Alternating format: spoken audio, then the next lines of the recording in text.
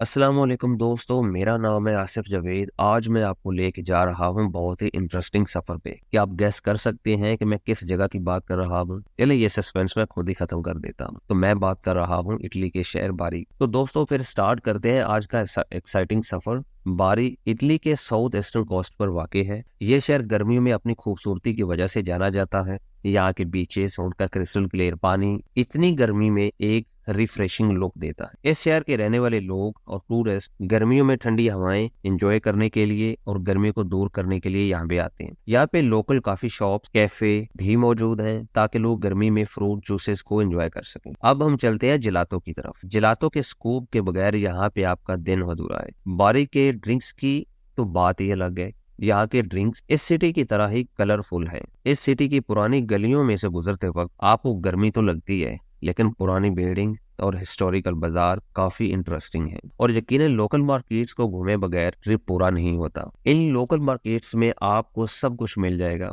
Local markets के views, simplicity और यहाँ के लोगों का बिहेवियर यहाँ आने वाले लोगों को अपनी तरफ अट्रैक्ट करता है। अब हम अपने दिन को एंड करते हैं एड्रियाटिक सी के प्यारे से व्यू के साथ। मुझे उम्मीद है कि आपको ये वीडियो पसंद आई होगी और आपने मेरे साथ इस जर्नी को एंजॉय किया होगा। मिलते हैं एक नए दिलचस्प सफर के साथ।